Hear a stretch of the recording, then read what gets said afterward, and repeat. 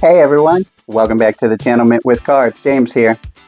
A couple of weekends ago, I decided to take a detour from the toy reviews and the most recent content that I've been uploading to the channel and visit a local toy show called Retromania. It rolls into town every year around this time, and so I decided let's go ahead and check it out. Now, this isn't my first rodeo at Retromania.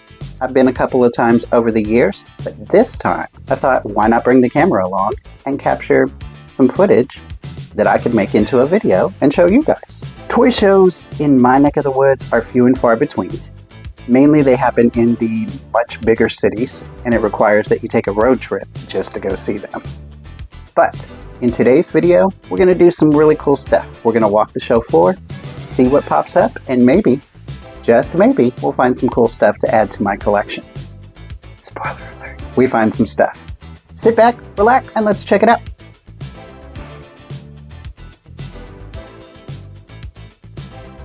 So I started to make my way around the show floor. What really caught my eye though, and honestly, it made me pretty happy, was how many vendors started bringing in VHS tapes. There's just something about that chunky plastic box art and the analog nostalgia that hits so right. Unfortunately, I didn't find any titles that made me want to reach for my wallet, but it was really cool to see the format getting more love at shows like this. Hopefully, it's a trend that keeps growing. So after making a full lap and scoping out the scene, I decided it was time to pull out my camera. Now, full disclosure, this was my first time filming at a toy show, so I wasn't totally sure on the do's and don'ts. I tried to keep it low-key and respectful, which means I didn't get a ton of footage, but I did manage to grab some moments here and there to give you all a taste of the vibe. Let's roll some clips and take a look at what Retromania 2025 has to offer.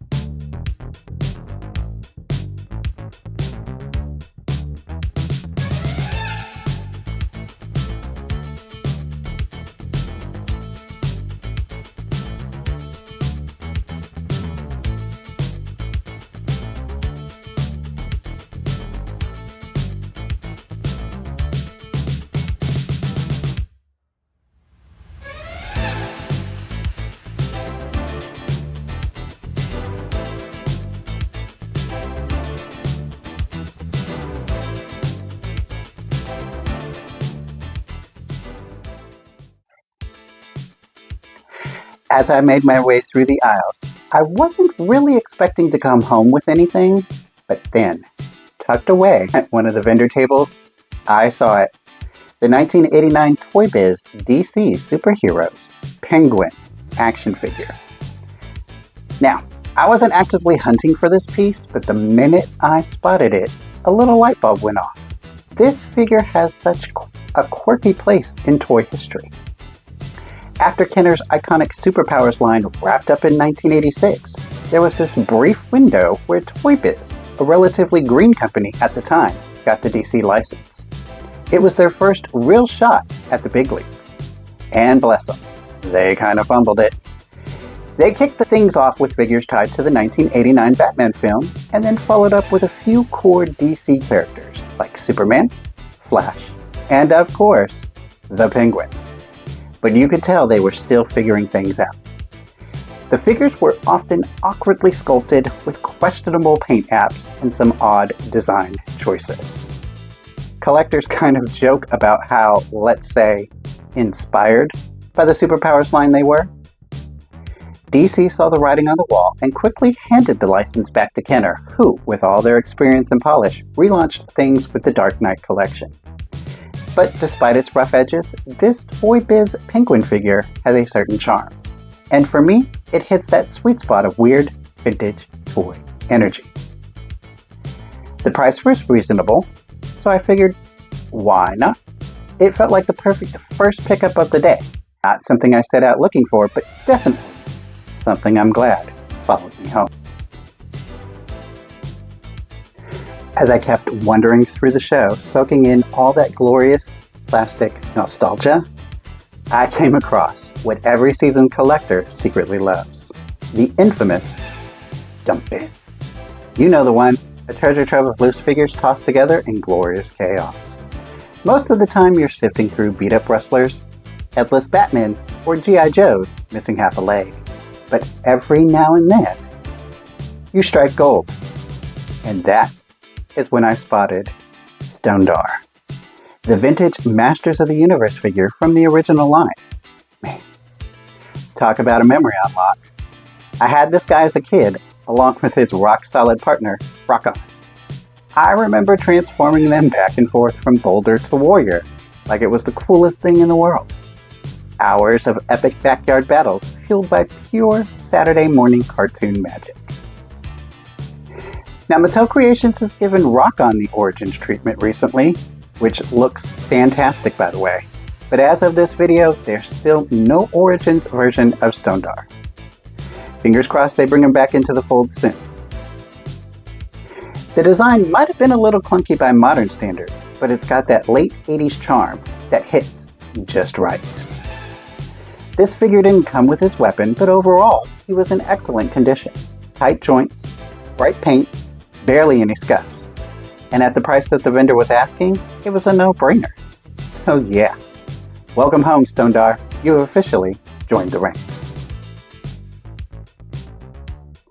So after spending a couple of hours walking the floor and chatting with vendors and soaking in all that retro toy goodness, something kept tapping at the back of my mind. There was this figure I'd seen earlier, nothing flashy. It wasn't in a case or behind glass. It was just sitting quietly at a booth, and I couldn't stop thinking about it.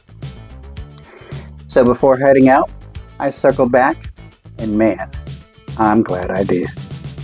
It was a tiny retro-style Care Bear. One of those classic minifigures from the 1980s line. Now, I never actually had any of these growing up. My sister did, so I was kind of Care Bear adjacent. And these things, I don't know, there's just something about them. Pure retro charm. They didn't have the one that I really wanted, which was Grumpy Bear, always a favorite, but they did have Bedtime Bear. And something about his sleepy little star and crescent moon sealed the deal for me. The figure was in great condition for its age, and after a quick soap and water bath, he's looking fresh and ready for display.